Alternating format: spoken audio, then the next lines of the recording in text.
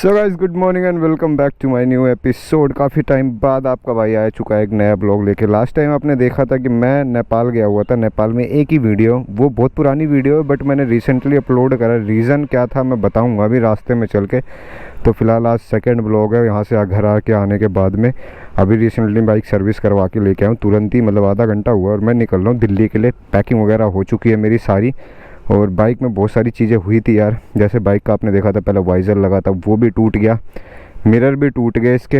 ये tank check करो, ये टैंक आपको दिख रहा होगा, ये भी टूट गया, ये भी टूटा हुआ बट इसको एडजस्ट कराया हुआ है हमने। फ़िलहाल लेके चलेंगे जब दिल्ली तो बाकी चीज़ें करवाएंगे। ये हुआ है, बहुत सारी चीज़ें हुई इस बार मेरे साथ में, तो बहुत सारी चीज़ें रह भी गई, इस वजह से मेरे ब्लॉग नहीं आए। और भी रीज़न है तो वो भी रास्ते में चलते हुए आपसे डिस्कस करेंगे, बातें करेंगे। फ़िलहाल गर्मी बहुत ज़्यादा है भाई, धूप चेक करो। टाइम हो रहा है अपना 11 या 12 बज रहा होगा, टाइम हो रहा है 11:46, 11:46। तो मैं निकल रहा हूँ दिल्ली गर्मी में, क्योंकि रात में मैं जा नहीं पाऊँगा यार, रेस्ट करा हुआ नहीं, रात में आएगी नींद। फिलहाल दिन में थोड़ा थोड़ा रेस्ट करता हुआ मैं 11, 12, 1 बजे तक भी दिल्ली पहुँच जाऊँ तो कोई दिक्कत नहीं। अगर रात में मैं ड्राइव करूँगा ना तो मुझे आएगी नींद और रात में ड्राइव नहीं कर पाऊँगा। फ़िलहाल अभी पैकिंग वगैरह सब कुछ हो गया। राइडिंग जैकेट मैंने पहना नहीं है, उसको मैंने रख दिया है क्योंकि ये पहन नहीं सकता मैं। और ये अपने सौरभ का रूम, ये रहा अपना सौरभ, रात में यहीं आके रुका हुआ था क्योंकि सर्विस यहीं है, सर्विस स्टेशन, और सर्विस करवा ली। अभी फ़िलहाल टाइम हो चुका है यहाँ से निकलने का। अपना भाई मिरर है नहीं इस बार,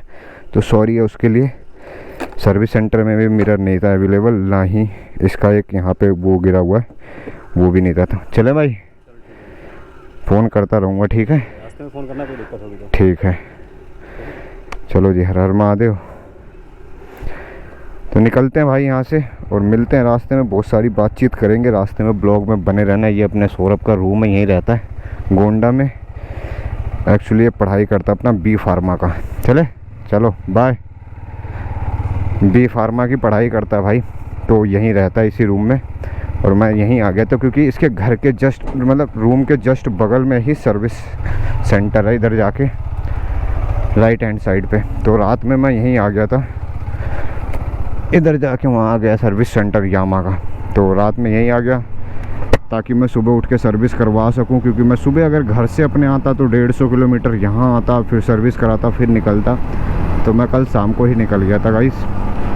11:50 टाइम हो चुका है। और बस ब्लॉग में प्यार दिखाना यार। मैंने देखा कि ब्लॉग में, मतलब मैंने डिलीट कर दिया था अपना यूट्यूब, इंस्टा, मतलब इंस्टा नहीं डिलीट करता, यूट्यूब स्टूडियो सब कुछ हटा दिया था फ़ोन से, क्योंकि मैं बार बार वो चीज़ें देख रहा था और मैं कर नहीं पा रहा था, तो बुरा लग रहा था। इसलिए मैंने वो सारी चीज़ें वहाँ से डिलीट कर रखी थी। फ़िलहाल अभी वापस ले आया हूँ। फिर मैंने देखा जाके उसके यूट्यूब स्टूडियो, मतलब 1 महीने से ज़्यादा टाइम हो चुका मुझे ब्लॉग अपलोड किए हुए, फिर भी लोगों ने प्यार की कमी, मतलब कमी महसूस नहीं होने दी। वही प्यार जो बना हुआ था वही प्यार फ़िलहाल बना हुआ है, और वही प्यार फ़िलहाल बना रहे तो ज़्यादा ही अच्छा लगेगा। और मैं गोंडा में हूँ अभी फ़िलहाल।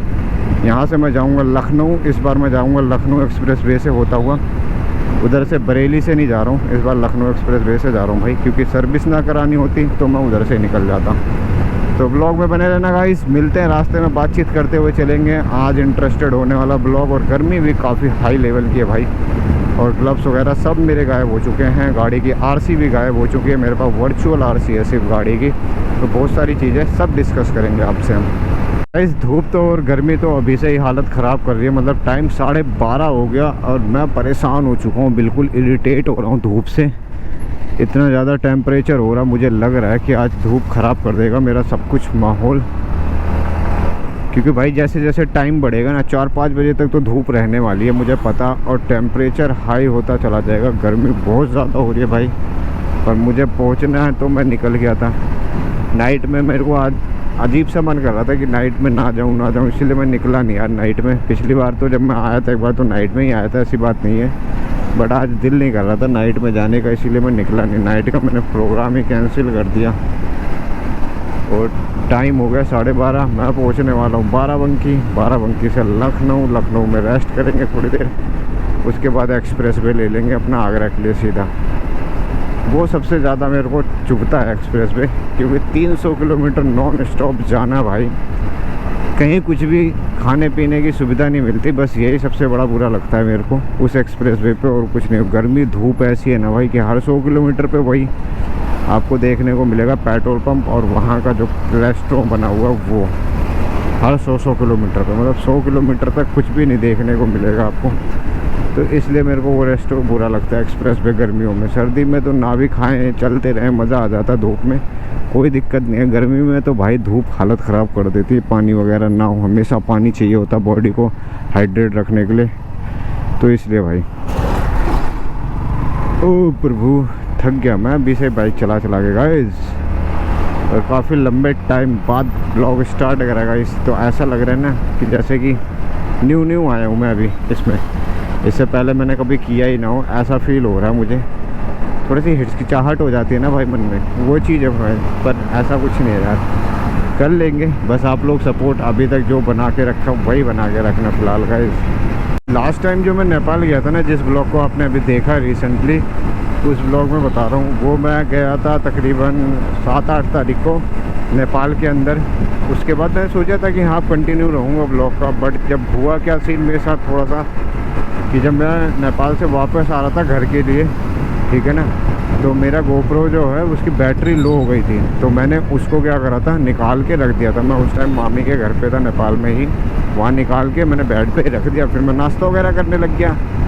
उसके बाद मैं वहाँ से बैग उठाया चला गया। मेरे को याद नहीं था कि मैंने गोप्रो अंदर डाला या नहीं डाला, मैं चला गया। जब नेक्स्ट डे मैंने गोप्रो को निकाला चार्ज करने के लिए, तो मैं देखा कि गोप्रो तो बैग में है नहीं। मैं काफ़ी देर तक परेशान रहा, ढूंढता रहा कि किसी ने बैग में से निकाला या क्या है, पता ही नहीं चला। जहाँ गया था वहाँ फ़ोन करा, कुछ नेपाल के अंदर खबर नहीं मिल पाई। तो मैं परेशान हो गया था यार कि मतलब गोप्रो चला गया। काफ़ी टाइम तक, मतलब हफ्ते भर लगातार मैं ढूंढता रहा, नहीं मिला कहीं पे। तो फिर मैंने सोचा कि गया गोप्रो या तो कहीं गायब हो गया, तो कोई लेके चला गया भाई। तो फिर मेरा होप टूट गया था। फिर मैंने सोचा था यार हटाओ, अभी ना मेरे पास बजट है और ना मैं अभी अफोर्ड कर सकता हूँ दूसरा गोप्रो। तो इसलिए मैंने चैनल को रोक दिया। मैंने छोड़ो हटाओ, जब होगा कभी स्टार्ट करेंगे ठीक है, वरना बंद ही कर दूँगा अब। क्योंकि अभी तक मैंने कुछ यहाँ से अर्न किया नहीं है। हाँ कर रहा हूँ कोशिश, धीरे धीरे आगे चल के होगा, बट अभी तक लगाया ही है। बट फिलहाल अगर मेरा गोप्रो सच्ची में गायब हो जाता गाइस, तो मैं शायद ही नहीं करता, मैं बंद कर देता, क्विट कर देता। मैंने यही सोचा था कि मैं क्विट कर देता।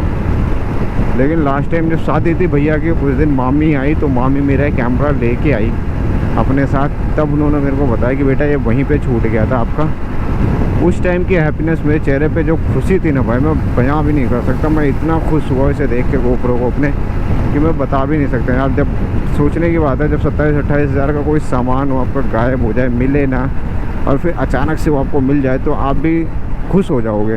तो वही मेरे साथ हुआ। फिर मैंने सोचा कंटिन्यू करूँगा ब्लॉग या ना करूँ। फिर मैं सोचा करता ही यार। उस टाइम तक तो बाइक को लेके टेंशन में था कि बाइक का एक्सीडेंट हुआ, बाइक इतना सारा नुकसान हुआ। थोड़ा थोड़ा इसको करवाया मैंने, जो भी ब्रेक वगैरह का हुआ था सब करवा लिया। बस ये टैंक वगैरह और 2 चीज़ें हैं जो मैं दिल्ली जाके शायद करवाऊँ। बाइक को क्या हुआ, फिर आरसी इसकी गायब हो चुकी है गाइस। आरसी किसके हाथ में थी किसके नहीं, सभी लोग लेके जाते थे गाड़ी को, तो पता नहीं चल पाया कि किससे मैंने लिया किससे नहीं लिया। तो उसी टाइम में इधर उधर आरसी हो गई, काफ़ी ढूंढा नहीं मिली। अभी दिल्ली जाके इसका दूसरा आरसी निकलवाऊँगा मैं, उसे अप्लाई करूँगा न्यू आरसी के लिए, नई आरसी मंगवाऊँगा। तो मतलब बहुत सारी चीज़ें हुई है मेरे साथ में, और भी बहुत सी चीज़ें हैं जो मैं कुछ डिस्कस भी नहीं कर सकता शायद ब्लॉग के अंदर, वो भी चीज़ें हुई हैं। तो मैं परेशान था काफ़ी टाइम से, बट फ़िलहाल निकल गया हूँ। मैं फिर से दिल्ली जा रहा हूँ। दिल्ली मेरे लिए शायद बेस्ट है, क्योंकि मैं दिल्ली में रहता हूँ तो चीज़ें मेरी अच्छी होती हैं भाई। दिल्ली से बाहर निकलते मुझे लगता है मेरी चीज़ें ख़राब हो जाती हैं। और जब भी मैं इस साइड आता हूँ ना, तब तो सबसे ज़्यादा रहता, मुझे ऐसा फील हो रहा है। मुझे लग रहा है कि मुझे इस साइड आना बंद करना पड़ेगा। मैं कहीं और निकल जाऊँ इससे अच्छा, बट इधर ना हूँ। इधर सिर्फ आऊँ तो काम के लिए आऊँ, काम करके निकल जाऊँ, कोई ब्लॉगिंग कोई कुछ नहीं। तो यही रहेगा। अब परेशान हो चुका हूँ और थोड़ी देर में पहुंचने वाले लखनऊ। टाइम हो रहा है 1 बज गया गाइस। अब लग रही है भूख थोड़ी सी, तो कुछ खाएंगे पहले लखनऊ पहुंच के, या लखनऊ से पहले कहीं ढाबा वगैरह दिख गया तो। गाइस जब मैं घर से निकला, तो मतलब वहाँ से निकला था सौरभ के रूम से, तब टेम्परेचर था 34। अभी टेम्परेचर बढ़ के हो चुका 39, यानी 5% डिक्रीज़ हो चुका है। तो 39 डिग्री का टेम्परेचर, और गर्मी बहुत अलग ही लेवल की है भाई। हवा वगैरह चल नहीं रहा, पेड़ पौधे कहीं से हिल नहीं रहे हैं भाई, और अलग ही लेवल की, मतलब रोड से भी जो होता है ना गर्म, वो निकल रहा है, आग जैसा होता है ना रोड से, वो महसूस हो रहा है मेरे हाथों में और मेरे पैर में, कि रोड से अलग ही गर्मी निकल रही है भाई साहब। अभी टेम्परेचर कहाँ जाके रुकेगा कहाँ नहीं। ठंडा होगा मौसम लेकिन 4 बजे के बाद ही होगा। 4 बजे तक तो इस मौसम को ही झेलना पड़ेगा मुझे। और फाइनली हम पहुंचने वाले हैं बस लखनऊ।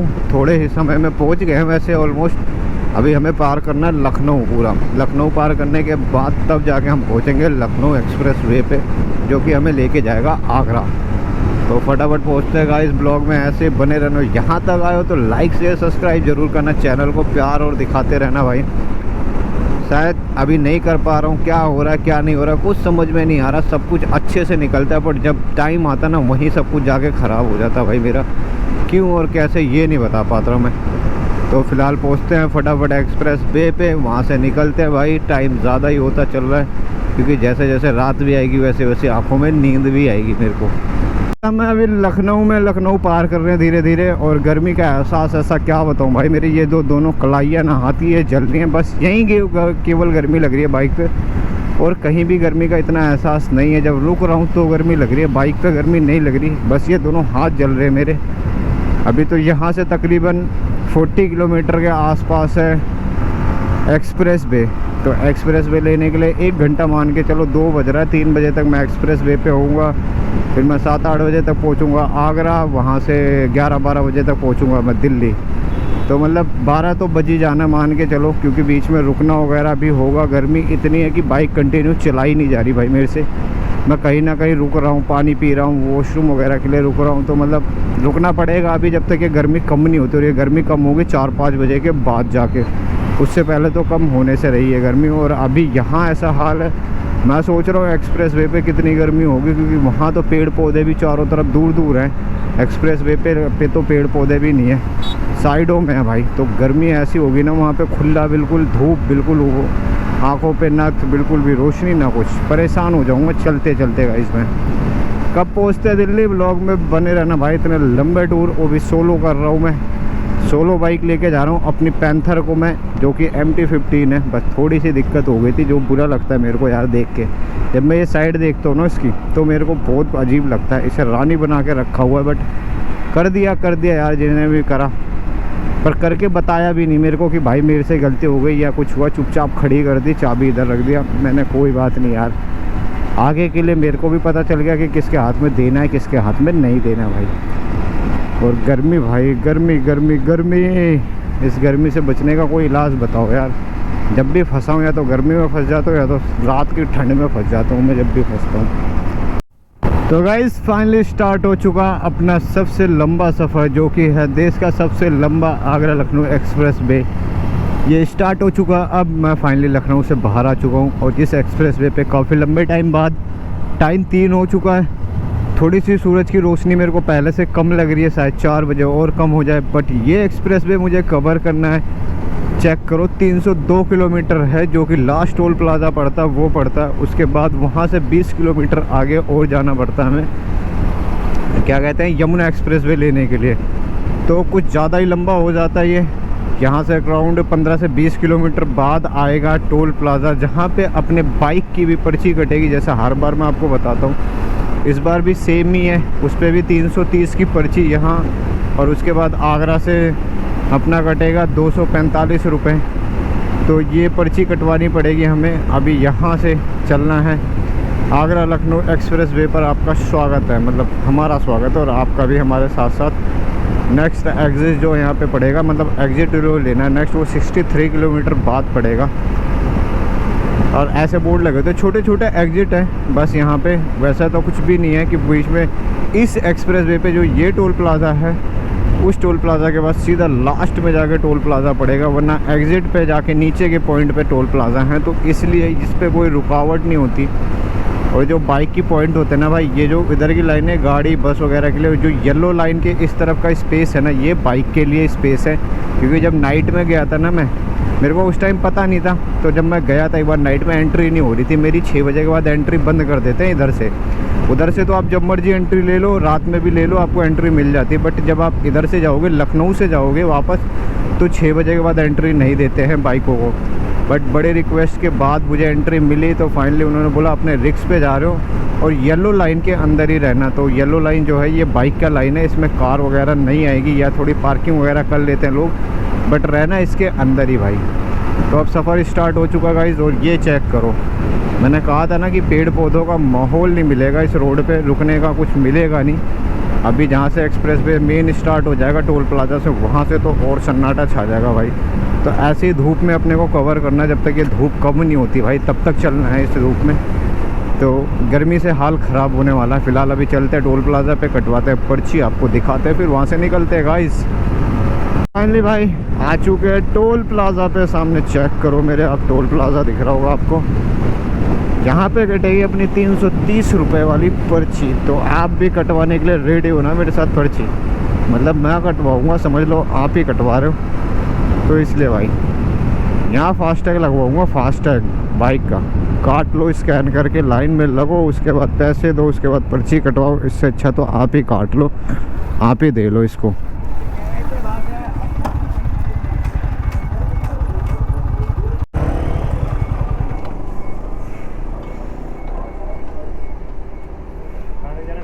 आगरा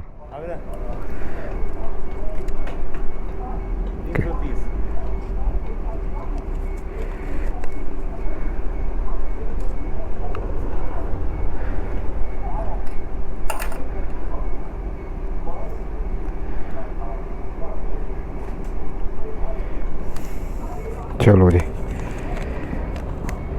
330।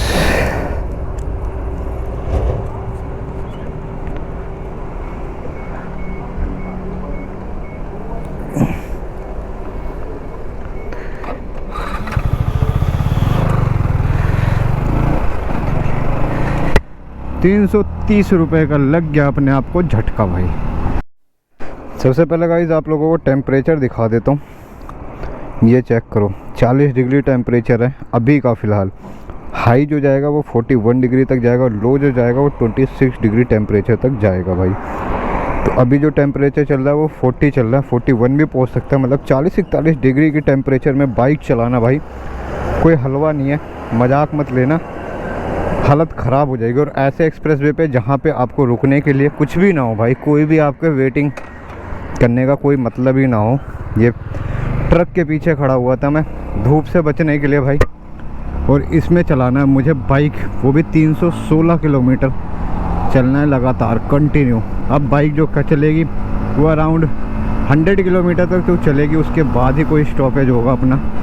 अपने साथ साथ इस मशीन का भी ध्यान रखना पड़ता है भाई, इसको भी आराम करना होता है। और ऐसे में टायर वगैरह का जो प्रेशर होता है ना भाई, मेरी गाड़ी में अभी भी नाइट्रोजन नहीं है, नॉर्मल हवा डली हुई है। नाइट्रोजन डलवा के चलाने का ज़्यादा बेनिफिट होता है, गर्म नहीं होता टायर। बट इसमें मैंने नाइट्रोजन डलवाया नहीं, क्योंकि हमारे उधर नाइट्रोजन मिलता नहीं है भाई, नाइट्रोजन डलवाया नहीं है मैंने। तो फ़िलहाल अभी कवर करते हैं रास्ता 41 डिग्री टेम्परेचर के इस माहौल में भाई। हालत ख़राब हो रखी है मेरी, बिल्कुल मैं बता भी नहीं सकता। मैंने राइडिंग जैकेट निकाल दिया, राइडिंग जैकेट निकाल के पीछे रख दिया, क्योंकि राइडिंग जैकेट से जो पसीने हो रहे थे ना मेरे अंदर, मैं बता भी नहीं सकता भाई, बहुत ज़्यादा ईचिंग स्टार्ट हो गई थी मेरे को। तो फिलहाल कवर करते हैं 100 किलोमीटर का रास्ता गाइस, और मिलते हैं आपको ब्लॉग में। बने रहना, मज़े लेते रहना। दिल्ली पहुँचेंगे फाइनली आज रात तक 11-12 बजे तक। तो देखते हैं, जो भी टाइम लगने वाला आपके सामने रहेगा, आपको भी पता चल जाएगा। 3:28 यानी कि 3:30 होने वाला, 2 मिनट बचा है बस। तो गाइस फाइनली टाइम हो चुका 5 और हम आ चुके हैं 171 किलोमीटर कंप्लीट कर लिया हमने इसमें। मतलब 171 किलोमीटर रह गया है, 130 किलोमीटर मान लो, 130 किलोमीटर का रास्ता हमने कवर कर लिया। टाइम 5 बज रहा है, अभी हमें 170 और चलना है। तो आपको पता है कि 170 का टाइम तकरीबन 3 घंटा है, यानी कि 8 बजे तक हम जाके कहीं पहुँचेंगे, 7:30-8 बजे तक आगरा। उसके बाद आगरा से भी लगने वाला अपने को 3 से 4 घंटे। तो 12-1 तो बच जाना भाई। धूप ज़्यादा थी इसलिए मैं बहुत स्लो साइड में होके चल रहा था, क्योंकि जो रोड की लपटें थी ना वो बहुत तेज़ लग रही थी मेरे को बॉडी पे। अब जाके थोड़ा सा रिलैक्स हुआ है तो मैं चलाना मज़ा आ रहा है चला के भाई। और अब मौसम भी शांत लग रहा है तो मज़ा आ रहा है। और अपनी पैंथर तो भाई अलग ही चीज़ है, अलग ही मज़ा दे रही है भाई।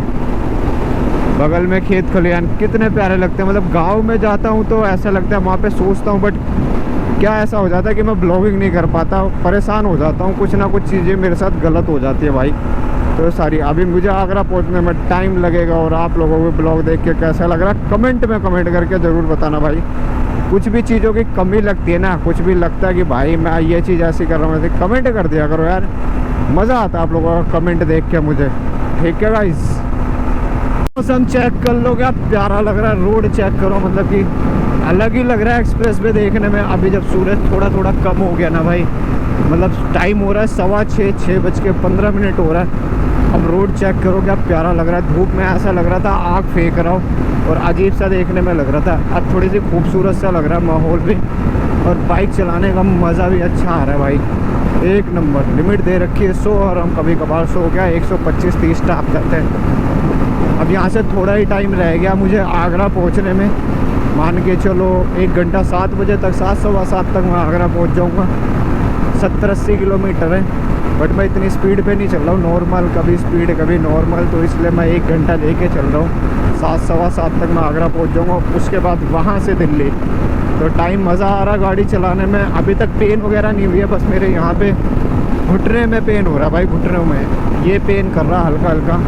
वो क्यों कर रहा है बाद में जब इस बाइक का मैं आपको वो दूंगा ना रिव्यू, उसमें बताऊँगा। तो उसके लिए वेट करना, उस रिव्यू में बताऊंगा कि ये पैर पेन करने का रीज़न क्या है भाई।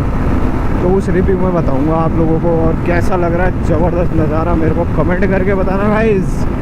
पहुँचते हैं फटाफट आगरा। पहले करते हैं थोड़ी सी पेट पूजा, क्योंकि अब भूख लग रही है फिर से दोबारा। वहाँ पे थोड़ा सा ही खाया था मैंने, तो अब दोबारा कुछ खाएंगे, क्योंकि अभी भी 3-4 घंटे उसके बाद भी चलना रहेगा मुझे। तो थोड़ा सा वहाँ खा के फिर सीधा दिल्ली के लिए रवानगी होगी अपनी। और मुझे मज़ा आ रहा है, काफ़ी मज़ा आ रहा है भाई राइड करके। बहुत टाइम बाद, मतलब 1.5 महीने हो गए, 1.5 महीने बाद मैंने राइड करी है, तो अच्छा सा फील हो रहा है खुद को भी। हम फाइनली बस कुछ इस मिनट में आगरा पहुंचने वाले, मुश्किल से 10 मिनट मान लो। और मैं अपनी गाड़ी का ना एवरेज चेक कर रहा था, जो मीटर में शो होता वो एवरेज क्या दिखा रही थी ये चेक कर रहा था। तो फाइनली एक चीज़ चेक करो, ये देखो भाई क्या एवरेज शो कर रहा है गाड़ी का, वो है 55 किलोमीटर पर आवर। मतलब 55 किलोमीटर का एवरेज निकाल के दे रही है अपनी गाड़ी भाई। 55 किलोमीटर पर लीटर का एवरेज निकाल के दे रही। मैं शॉक हो गया देख के भाई, कि मतलब 55 किलोमीटर बहुत है मेरे लिए। तो इतनी पावरफुल गाड़ी, इतना सब कुछ, और 55-50 प्लस का एवरेज निकाल के दे रही है ना, मज़ा आ गया देख के, दिल खुश हो गया। और सूरज चाचू भी डूब गए हैं और मौसम हो चुका बिल्कुल शांत। 31 किलोमीटर, यानी कि 10 या 11 किलोमीटर बाद, पहले बाद मतलब टोल प्लाज़ा, उसके बाद 20 किलोमीटर सिटी का वो रास्ता कवर करके दूसरे वाले रास्ते पे जाना है मुझे। तो बस फाइनली थोड़ी देर में टोल प्लाज़ा पे, फिर उसके बाद कुछ खाएंगे, फिर पकड़ेंगे दूसरा रास्ता जो कि है अपना दिल्ली का। तो गाइस फाइनली हम पहुंच चुके हैं अपने आगरा वाला टोल प्लाज़ा पे। यहाँ करानी है हमें पर्ची की चेकिंग, और उसके बाद निकल जाना है यमुना एक्सप्रेस वे वाले रास्ते पे। वहाँ भी पर्ची कटेगी, फास्टैग लेन। यहाँ होगी अपनी पर्ची चेक।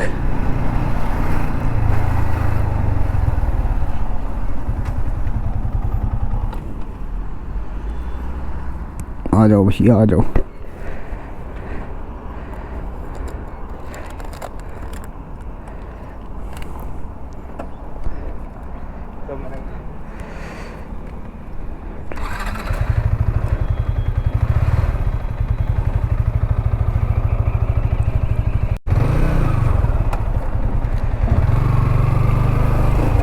लो जी गाइस, फाइनली हम पहुंच चुके हैं आगरा पे। अभी ये रास्ता जो है ये 20 किलोमीटर और है, मतलब 20 किलोमीटर और चलना है, तब आगे जाके हमें मिलेगा यमुना एक्सप्रेसवे वाला रास्ता। और उस पर भी 5-7 किलोमीटर आगे चलेंगे, तब जाके मिलेगा हमें टोल प्लाज़ा, जहाँ पे हमारी एक और पर्ची कटेगी। 245 रुपीज़ की है शायद वहाँ पे, क्योंकि जब मैं फैब में आया था तो 245 का ही कटा था।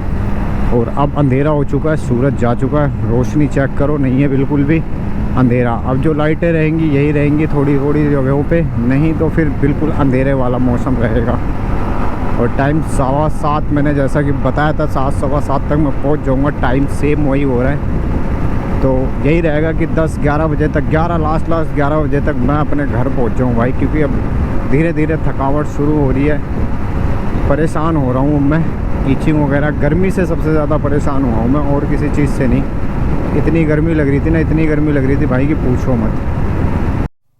तो गाइज़ ये था फाइनली वो टोल प्लाज़ा जहाँ पे 245 रुपीज़ का एक्चुअली कैमरा मेरा बंद था, इसमें ऑन नहीं हो रहा था। अभी बैटरी निकाल के फिर लगाई तो ऑन हुआ है भाई। और यहाँ पे 245 की पर्ची कट चुकी है और अब हम आ चुके हैं यमुना एक्सप्रेस वे पे। यहाँ से सफ़र जो अपना वो अराउंड 180 किलोमीटर है भाई, 150 किलोमीटर ये दिखा रहा है जो ये एक्सप्रेस वे। वहाँ से कम 50 किलोमीटर अपना घर है, तो 200 मान के चलो, 180 क्यों 200। तो थोड़ी देर पहले यहाँ पे सब कुछ सही करते, बैग वगैरह थोड़ा सा हिल गया, उसके बाद यहाँ से निकलते हैं। गाड़ी जो चेक करो ये रहा ना 61 किलोमीटर का एवरेज निकाल रखा है अभी जो मैं चला रहा हूँ फ़िलहाल। मैंने दोबारा इसको रिसेंटली चेक करा कि मैं स्पीड पे चल रहा हूँ, तो एक बार चेक करूँ कि गाड़ी का एवरेज क्या, तो 61 किलोमीटर पर लीटर है भाई साहब। मैं शौक हूँ कि ये रियल है या नहीं रियल है, आप कमेंट करके बताना जिन जिन लोगों के पास MT है भाई, कि ये रियल है एवरेज या नहीं है, क्योंकि मैं तो शौक हूँ भाई। 61 किलोमीटर बहुत ज़्यादा होता है भाई, ऐसी पावरफुल बाइक के लिए 61 किलोमीटर का एवरेज निकाल के देना। और फाइनली मैं हूँ मथुरा के पास में, मौसम का आनंद लेता हुआ आगे आगे बढ़ रहा हूँ, क्योंकि अब इधर मौसम थोड़ा ठंडा हो गया तो बाइक चलाने का मज़ा भी अच्छा आ रहा वहीं से। तो जिस हिसाब से मौसम अच्छा होता जा रहा है उस हिसाब से हम आगे बढ़ते जा रहे हैं। बस थोड़ी देर में अभी हम पहुँच जाएंगे मथुरा, मथुरा से फिर ग्रेटर नोएडा, ग्रेटर नोएडा से फिर दिल्ली। तो ऐसे 2-3 जगह का रूट है। फाइनली धीरे धीरे चल रहे, देखते हैं जहाँ रुकेंगे या नहीं रुकते हैं मथुरा में, सीधा निकल जाते हैं गाइस। बट ये चीज़ मेरे को कमेंट करके बताना कि हाँ 61 किलोमीटर का जो ये एवरेज है ये परफेक्ट है या नहीं है। मुझे नहीं पता भाई कुछ भी कि ये ओके है या नहीं। तो फाइनली गाइस हम आ चुके हैं अपने नोएडा वाले टोल प्लाज़ा पे। ये लास्ट टोल प्लाज़ा है, इसके बाद 30 किलोमीटर का एक्सप्रेस भी बचेगा और परी चौक पे आगे जाके ख़त्म। वहाँ से मैं ले लूँगा लेफ़्ट, जो कि सीधा DND लेके जाएगा। DND पार करते ही दिल्ली, तो मैं वहाँ से लेफ़्ट लेके DND पकड़ लूँगा और वहाँ से दिल्ली निकल जाऊँगा सीधा। यहाँ अपनी वो 245 वाली पर्ची चेक होगी, जो कि अपना आगरा में मेरे को चेक को कटा था 245 रुपीज़ का, वो पर्ची चेक करवानी पड़ेगी भाई यहाँ पे। सबसे पहले टाइम 9:39 यानी 9:40 समझ लो ये हो चुका भाई। देखो लाइन में लगे हुए लोग पर्चियाँ चेक करवा रहे, और अब नींद आ रही है हल्की हल्की मुझे। अरे प्रभु, ये चेक करो भाई, अभी भी लंबा रास्ता बाकी है।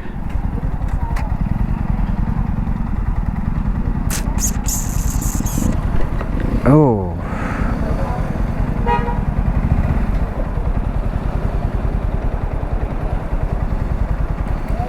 यहाँ पर चेक होगी भाई, आगे स्वचालित बैरियर है।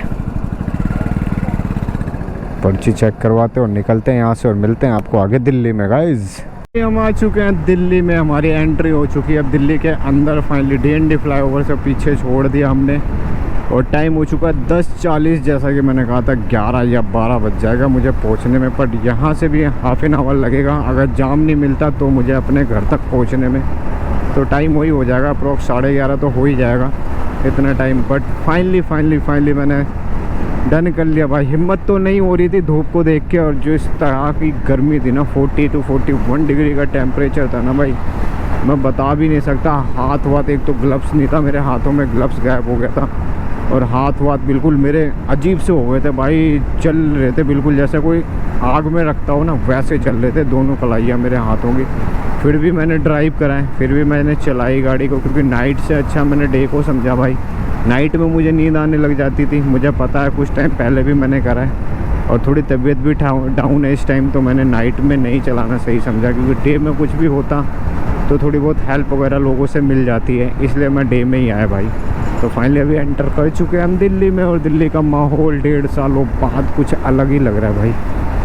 मतलब यहाँ की हवाएं वगैरह कुछ अलग ही लग रही हैं। 1.5 साल से मैं गांव में था ना, वहाँ के प्योर, और यहाँ फिर से वही जाम, वही सारी चीज़ें शुरू। वहाँ खाली रोड, खेत खलिहान, वो चीज़ें पीछे छोड़ा है। फिर अब फिर कल से इन्हीं गलियों में घूमना है भाई हमें।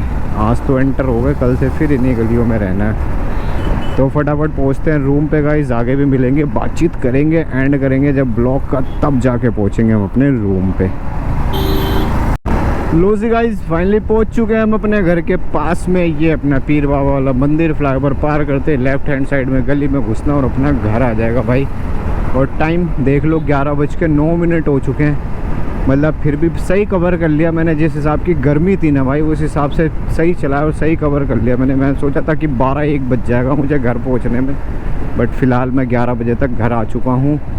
और आप लोगों से कुछ कहना चाहूँगा कि अगर कुछ करना है ना भाई, तो उसके लिए सोचो मत, जो भी करना है ना वो कर डालो। कहते हैं ना, जो कल करे सो आज कर और आज करे सो अब।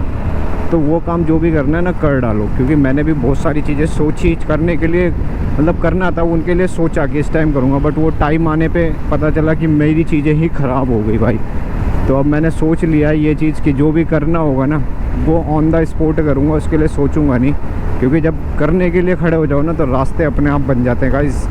तो कभी भी कुछ भी करना हो ना ऑन द स्पॉट कर दो यार, करने से डरो मत, क्योंकि फ्यूचर का आगे का कोई पता नहीं है। कल का दिन सही हो ना हो कुछ भी नहीं कहा जा सकता है, बस इतना सही है। तो आपको मेरी राइड पसंद आई हो, ये जो ब्लॉग था ये पसंद आया हो, तो वीडियो को लाइक कर देना यार, शेयर करना। चैनल पे नए आए हो तो चैनल को फटाफट सब्सक्राइब करके बेल आइकन दबा लेना, ताकि आपको वीडियो की नोटिफिकेशन मिलती रहे। मिलते हैं आपको किसी नेक्स्ट वीडियो में, तब तक के लिए टिल देन गुड बाय। हर हर महादेव।